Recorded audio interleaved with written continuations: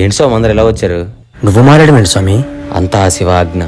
నీకు శివ అని పేరే నచ్చదు, అలాంటిది నువ్వు శివ మాలాయడం ఏంటి శివ? ఇప్పుడెలా సాకైతే ఎలా? ముందు ముందు ఇంక చాలా ట్విస్టులు ఉన్నాయి.